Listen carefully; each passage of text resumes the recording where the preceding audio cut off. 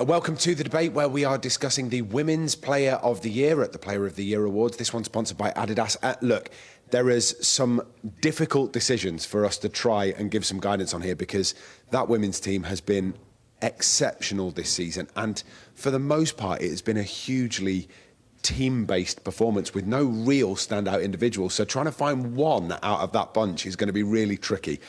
I'm thinking I might come to the goalkeeper first, or I might keep the goalkeeper for a minute. In fact, I'm going to do that. I'm going to go to Carl first. If you had to pick anybody out of that women's side for Player of the Year, who would it be? This is a really good question. My brain is racked. I'm quite fond of Terland. I'm really enjoy it when a striker just plays the width of the goalposts and just makes it their job to annoy the centre-backs constantly. And Terland, when she plays, is nearly always stationed between two centre-backs. She plays fantastic, grown-up, sensible centre-forward play. I think she's also really good at turning she turns quarter chances into half chances. She turns half chances into goals. There was a brace she got against Crystal Palace. First goal, proper sort of, I'm stood between the centre-backs. Turn, shoot, goal, bang. She had a really good chance later on where the ball sort of goes over and is a defensive mishap. And it's caused by her pressure, just going, I can spot this, I can do something. Pitches in with assists as well. And I hope she stays at the club for a very long time because I think we're going to get a potential future Golden Boot winner there. Yeah, it could easily have happened for her this season as well. But for Bunny Shaw being prodigious up front, it's just so difficult to... And prolific, I think, is probably the word I was looking for. I'm coming to you next because I think I know what you're going to say, Siobhan. Who in that side do you think deserves Player of the Year?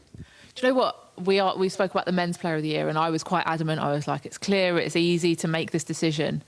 As easy as it was to make the decision for the men's team, it's hard to make it for this women's team right now because, as you said, it was a real team effort. I think every single player within that squad did their job and raised their game when they needed to and put in really good, solid performances. So I think it is hard to single one player out.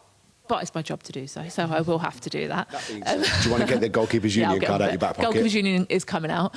Phallon Tullis-Joyce for me has had an outstanding season. She got the joint Golden Glove with Hannah Hampton at Chelsea, kept 13 clean sheets across the WSL season, which when you're coming in to replace someone like Mary Earps, who's been performing at the level that she has been, to come in and put in the type of performances that she has, week in, week out for the side, has been phenomenal.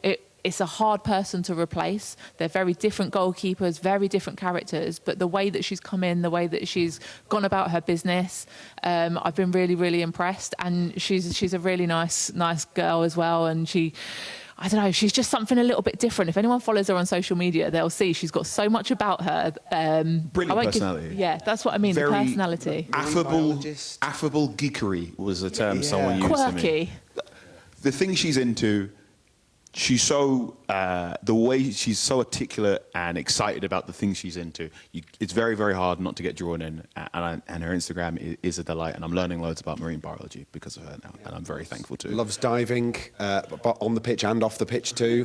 Did you see, she won the Golden Glove at the inaugural Women's Professional Game Awards. And she had a suit with, I think it had a little crab. On the pocket of her suit, and that's no one else can get away with that, can they? 16 goals conceded over the course of the whole season by Phallon Tullis-Joyce. Only Chelsea had a better record defensively. They conceded 13, and that should tell you just how good Manchester United were defensively. But for me, that's a team performance. That comes from almost anybody. It has to be everybody across the back five to do that job.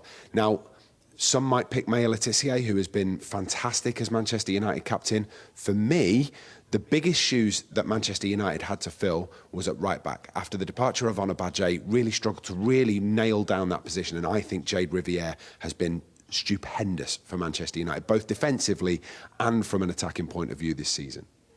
I completely agree. I think she's brilliant. I think the only reason she might not win it is because she was injured for quite a bit. She's missed quite a bit of game time. But when she is on the pitch, when she's fit and when she's playing well, she's been fantastic. As you said, getting forward, the assists, the deliveries that she puts in, the way she combines with whoever it is that's playing that high right position is brilliant. But also, the number of tackles and blocks that she puts in, she gets kicked to bits on the pitch. The number of times you see her picking herself up off the floor.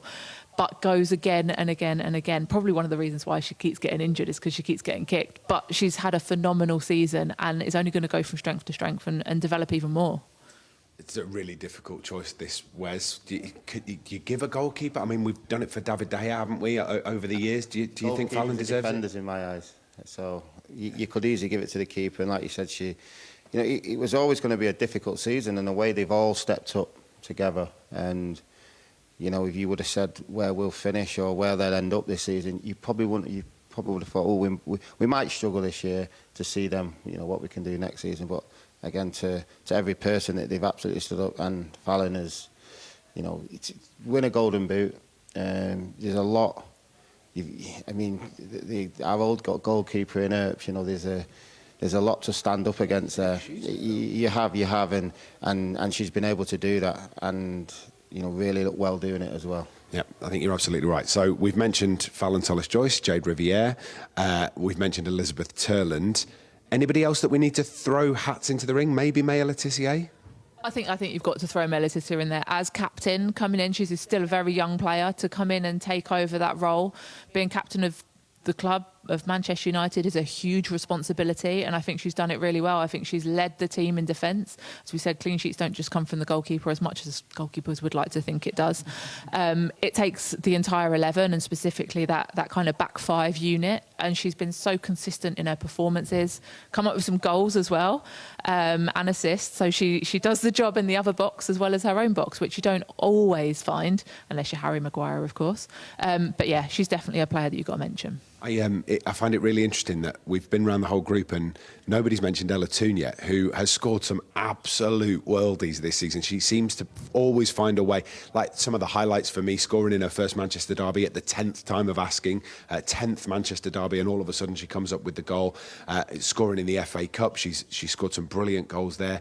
She's a real sort of linchpin of that Manchester United side. Maybe hasn't quite hit the heights that we've seen from her previously, but it's still been hugely important. It's been a stop-start, difficult season for Ella Toone. There's been injury. There's also been the sort of, we used to call it international tournament hangover on the men's side, right? People have World Cup hangovers or Euros hangovers, and I think Ella Toone, perhaps previous to the World Cup, was at a certain level, and it's taken a little bit to return to that level now. But we all know when Ella Toone's at her very, very best, there are a few players in the WSL, if on the planet, that can compete with her. And you have seen that in really, really good places. The derby's been fantastic.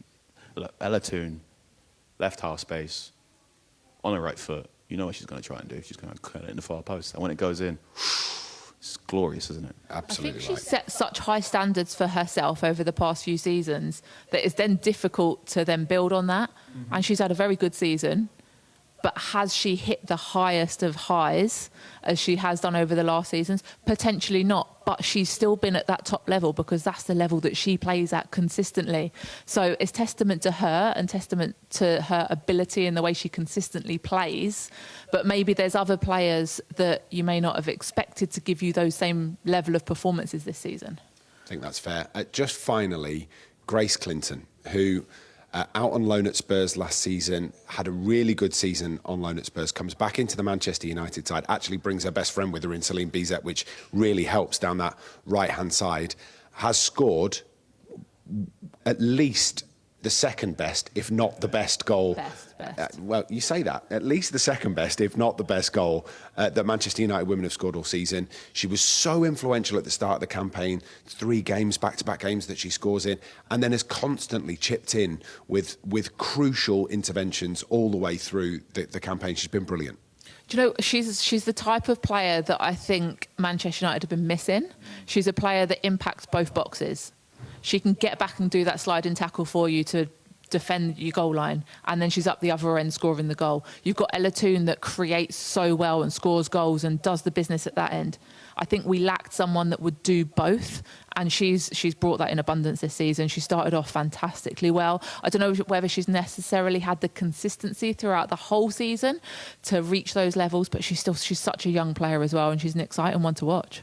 Box-to-box midfielder, isn't she? Classic. Brilliant player. Sometimes you do need to go out on loan and connect the dots. But I think it's been delightful seeing her just return back to Manchester United and find even another level as well. And a Grace Clinton goal is, I mean, they're beautiful too as well, which is nice. Beautiful goals, but also crunching tackles. Now we've argued it out. Everybody, who would you vote for, Carl? I'm still going for Terland. Okay, Wes? I've still got a goalkeeper. Okay, But I'm Phallon. going to say, stay with you. I'll pay you later. Phallon Tullis-Joyce. Okay. He's part of the GK Union now, aren't you? And I'm going to go with Jayde Riviere, but you can place your vote right now on manunited.com or the Manchester United app for the Women's Player of the Season, sponsored by Adidas.